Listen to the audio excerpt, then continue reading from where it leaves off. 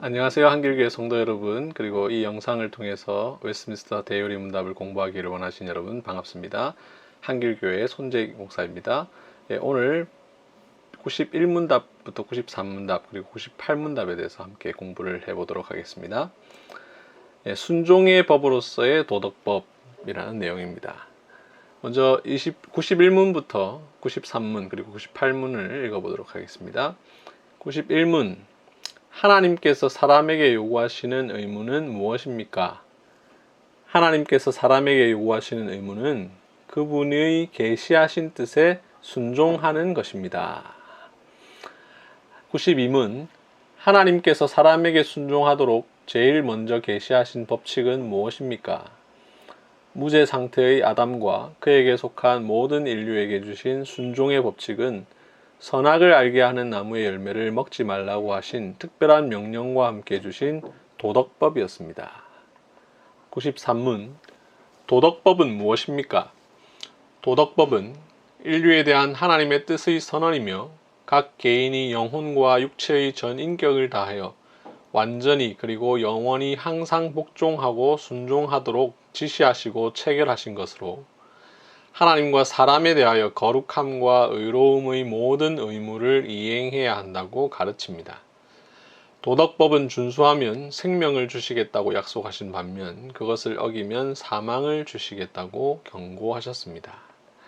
98문, 도덕법을 포괄적으로 요약해 놓은 것은 어디에 있습니까?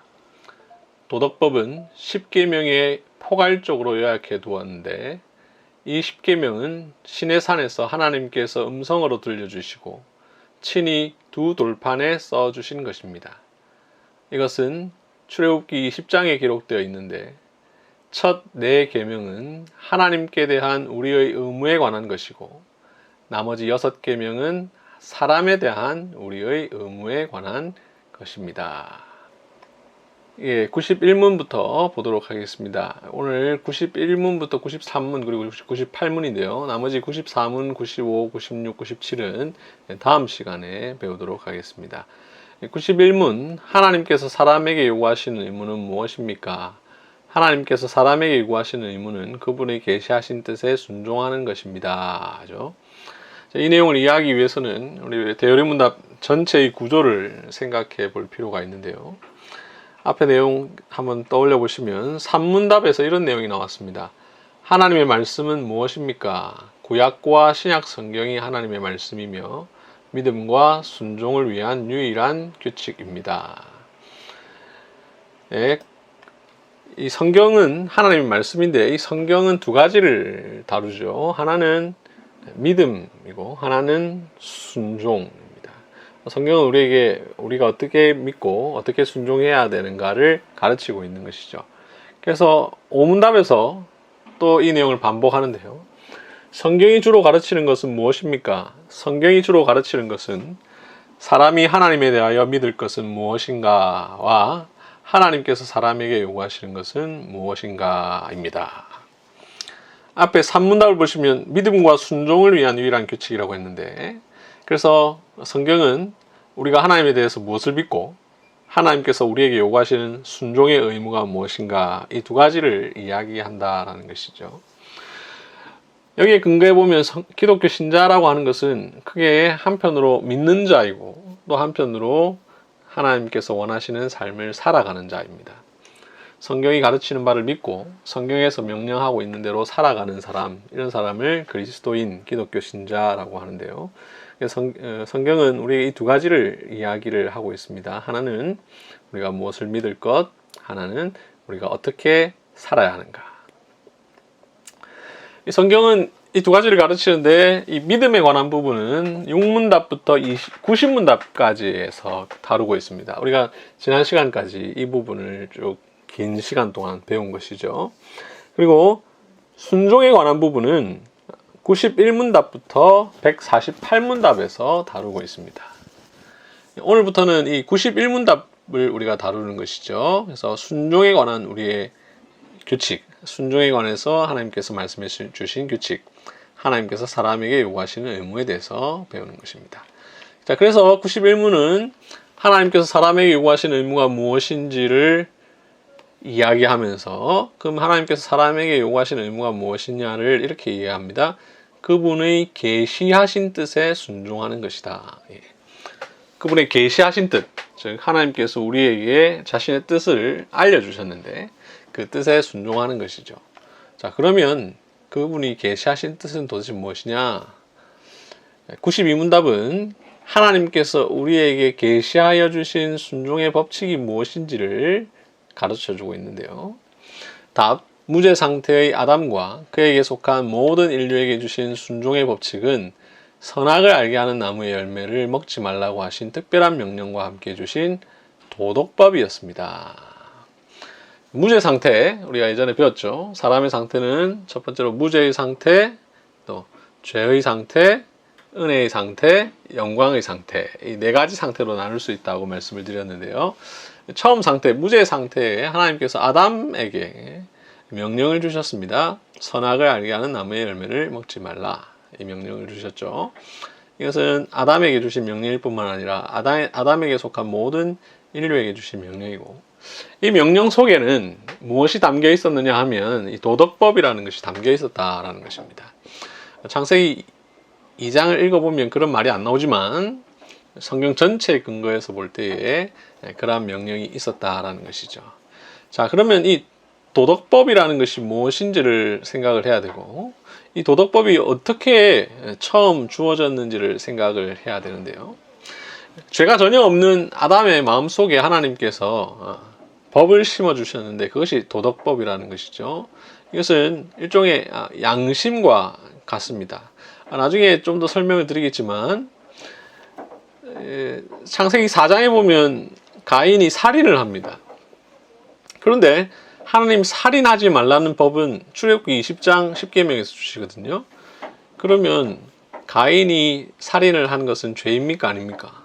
하나님께서 명령하시기 전에 범한 것이니까 죄가 아니다 이렇게 생각할 수 있지만 그게 아니라는 것이죠. 하나님께서 무죄 상태에 있던 사람의 마음속에 이미 도덕법을 심어주셨고, 그 도덕법의 기초에 볼 때에 가인의 살인은 죄가 되는 것이죠. 그래서 도덕법은 10계명이 주어지기 전부터 이미 주어진 것이고, 특별히 무죄 상태, 죄가 전혀 없는 상태에 하나님께서 주신 것이다 라는 것입니다. 이 도덕법이 무엇인지를 좀 더 이제 구체적으로 설명을 해야 될 건데요. 그래서 92문은 하나님께서 사람에게 순종하도록 주신 법칙이 도덕법이다라는 사실을 말한 뒤에 93문답에서 이렇게 이야기를 하죠. 도덕법은 무엇입니까? 도덕법은 인류에 대한 하나님의 뜻의 선언이며 각 개인이 영혼과 육체의 전 인격을 다하여 완전히 그리고 영원히 항상 복종하고 순종하도록 지시하시고 체결하신 것으로 하나님과 사람에 대하여 거룩함과 의로움의 모든 의무를 이행해야 한다고 가르칩니다.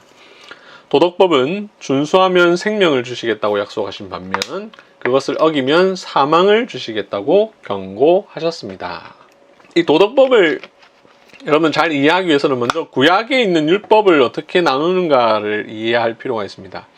구약에 보면 여러 가지 율법의 조항들이 있습니다. 근데 거기에 이 법은 이런 법이고 이 법은 저런 법이고 이런 설명은 없습니다만 우리가 편의상 이 세 개로 구분을 할 수 있는데 이 세 개의 구분은 교회 역사 속에서 우리의 믿음의 선배들이 구분한 방식입니다. 첫째는 의식법, 둘째는 시민법, 셋째는 도덕법인데요. 여기에 대한 자세한 설명은 제 책 10계명 언약의 10가지 말씀에 있는 36쪽부터 45페이지의 내용을 여러분들 참고하시면 좋겠는데요. 아마 여러분들 다 책을 갖고 계시니까 이 책을 참고하시면 좋겠는데, 그래도 설명을 드리면요. 의식법이라는 것은 구약 이스라엘 백성들이 행하는 어떤 의식입니다. 말 그대로. 예를 들면 제사에 관한 규례, 혹은 절기에 관한 규례, 정결법에 관한 규례, 이런 것들이 다 의식법이죠. 예를 들어 레위기 1장에 뭐 제사를 이렇게 드려라 저렇게 드려라 하는 내용들이 쭉 나와 있는데 그것은 의식법입니다. 의식법. 자, 이 의식법은 구약 시대에만 유효하던 법입니다. 그죠? 오늘날 우리가 구약에 있는 제사의 방식대로 그대로 하나님께 예배하지 않습니다. 이 의식법은 장차 오실 예수 그리스도의 십자가 사역을 미리 보여주기 위한 법이었을 뿐이고 우리가 오늘날에도 여전히 지켜야 할 법은 아닌 것이죠. 그리고 이 의식법은 그 의식법이 주어진 시대에만 적용되는 것이죠. 예를 들어 앞서 이제 가인의 예를 들었는데요. 가인과 아벨의 제사 중에 가인의 제사를 받지 않으신 이유가 곡식을 들어서고 아벨은 양을 들어서고 이렇게 얘기하는 사람들이 있는데 그건 바람직하지 않고 가인과 아벨은 이 레위기에서 나오는 이 의식법에 근거해서 제사를 드린 게 아니라 그 당대에 맞는 적절한 방식으로 제사를 드린 것이죠. 이 레위기에 나와 있는 그 제사의 방식은 레위기에서 하나님께서 명령을 주신 때부터 예수님 오시기 전까지 지켜졌던 법이죠. 그래서 이 의식법은 오늘날 우리가 지킬 법은 아니고 장차 오실 그리스도를 우리에게 미리 보여주시기 위해서 하나님께서 주신 법이라고 할 수 있습니다. 다음으로 시민법인데요. 시민법은 이스라엘이라고 하는 나라, 구약 시대의 이스라엘이라고 하는 나라가 지켜지기 위해서 주신 법입니다. 그러니까 이제 이스라엘이라고 하는 그 나라에만 맞았던 법률이라고 할 수 있겠죠. 예를 들면 출애굽기 21장입니까? 거기 보면 부모를 공경하지 않은 사람은 돌로 쳐 죽이라 이런 내용들이 나오는데요. 일종의 시민법이죠. 시민법. 그리고 그 안식일에 불을 나무하러 가는 사람을 죽이고 이런 것들이 다 나오는데 그게 이제 시민법입니다. 시민법. 그 당시에 구약 이스라엘에 관하여서 주신 법이고 이 외에도 이제 구약 이스라엘을 다스리기 위해서 주셨던 여러 가지 법들이 있는데 그런 법들을 시민법이라고 합니다. 시민법은 그래서 이 구약 이스라엘 시대에만 유효한 법이죠. 그러니까 오늘날 우리가 그 법을 그대로 지킬 필요가 없습니다. 구약 이스라엘이 끝나고 나서 이제는 그 내용을 구체적으로 지키지 않고 다만 그 원리는 적용하죠. 원리만을 우리가 적용합니다.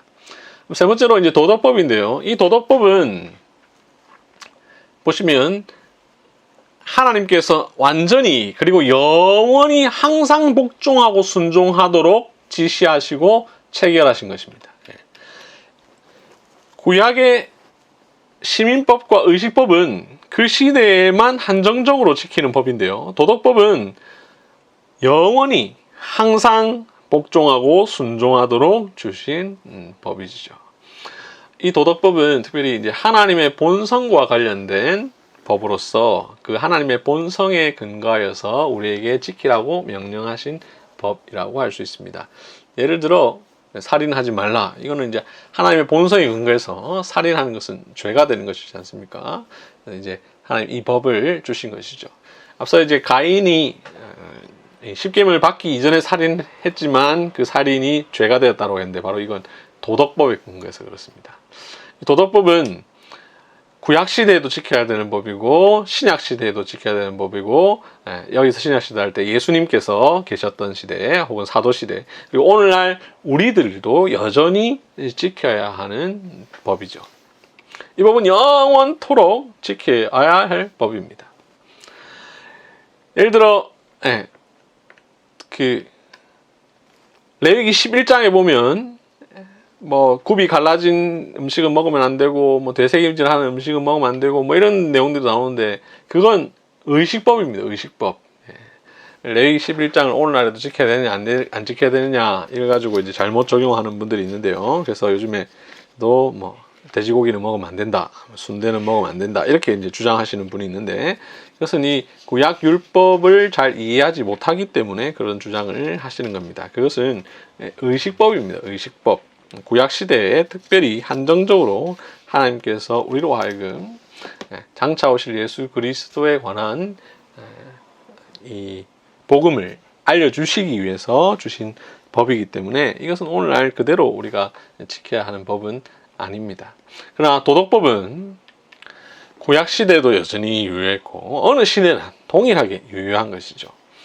앞서 제가 부모를 공경하지 않는 사람은 돌로 쳐 죽이라 했는데 돌로 쳐 죽이라는 일종의 시민법이 될 수 있겠고 부모를 공경하지 않는 자에 대해서 돌로 쳐주기를 할 때 부모를 공경하라 하는 부분은 이 도덕법이라고 할 수가 있겠습니다. 이 도덕법은 영원토록 누구에게나 동일하게 어느 시대나 어느 사람에게 동일하게 적용되는 법으로서 우리 일반 세상에서는 이런 내용을 이제 자연법이라고 하죠. 자연법. 우리 법학을 여러분들 공부하시면 이제 법학의 가장 기본이 자연법 사상이잖아요. 법이라는 것이 어떻게 만들어지느냐, 자연법에 근거해서. 그래서 우리 하나님께서 주신 도덕법에도 살인하지 말라가 있지만 이 세상에 있는 모든 문명 국가 안에는 살인을 하면 안 되도록 법이 제정되어 있는데 그 이 살인하지 말라는 법은 바로 이 자연법에서 나왔다라고 이야기하지 않습니까? 이 자연법이 일종의 도덕법이라고 보시면 여러분들이 이해하기가 쉽습니다. 자, 하나님께서 그럼 이 도덕법을 다시 이제 92문으로 가면 하나님께서 이 도덕법을 아담이 창조되었을 때에 선악을 알게 하는 나무의 열매를 먹지 말라고 명령하심과 함께 그 마음속에 이 도덕법을 심어주셨다는 거죠. 그죠?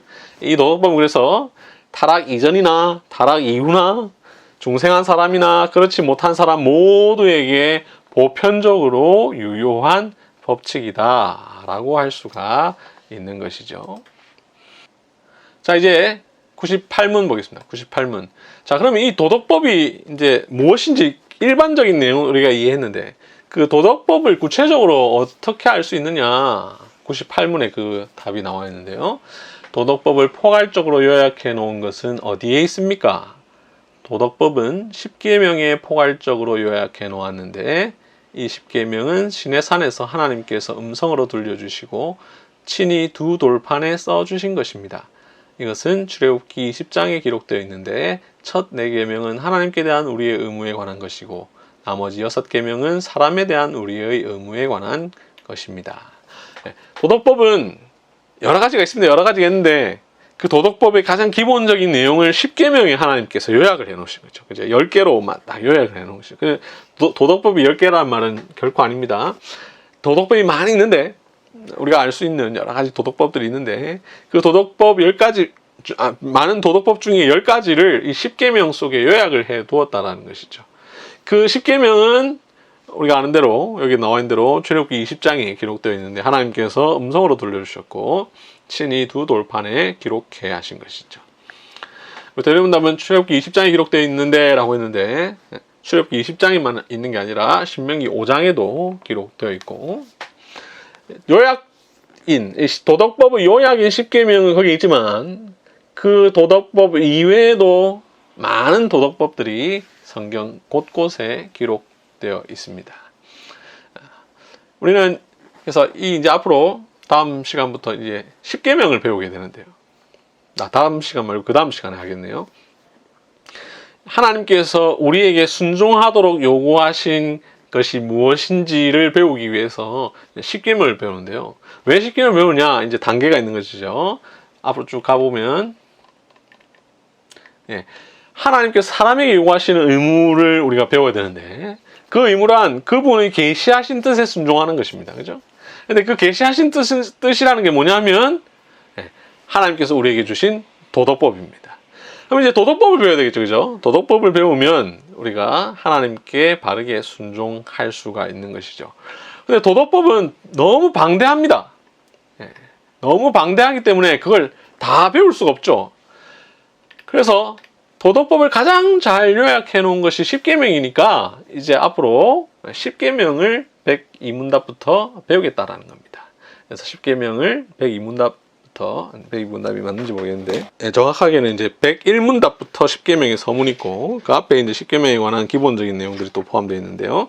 자, 이제 아무튼 뒤에 이제 10계명에 대해서 다루게 되는데 그 이유는 이 도덕법을 요약해 놓은 것이 10계명이기 때문이다라고 하는 것이죠. 98문을 보시면 또 이렇게 설명하고 있습니다. 첫 4계명은 하나님께 대한 우리의 의무에 관한 것이고 나머지 6계명은 사람에 대한 우리의 의무에 관한 것입니다. 저는 이 부분에 대해서 조금은 이제 이 부분이 아예 틀린 말은 아니지만 조금 짚고 넘어갈 필요가 있다고 생각되는데요.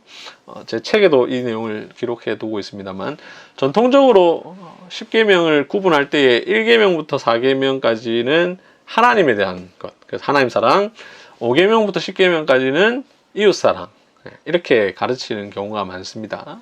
우리 대요리 문답도 그렇고 하이델베르 요리 문답도 그렇고 대부분 다 그렇게 이야기를 하는데, 이건 아마도 마태복음 22장 35절부터 40절에 나오는 예수님의 가르침에 근거해서 사람들이 이렇게 생각을 하는 것 같아요. 예수님께서 이렇게 말씀하셨죠.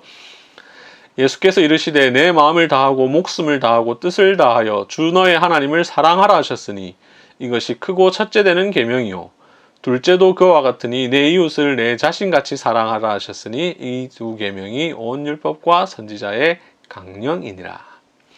근데 여러분, 예수님의 이 말씀을 자세히 보면 예수님은 10계명, 1계명부터 4계명까지는 하나님 사랑이고 5계명부터 10계명까지는 이웃 사랑이다라는 말씀을 하신 적이 전혀 없습니다. 그죠?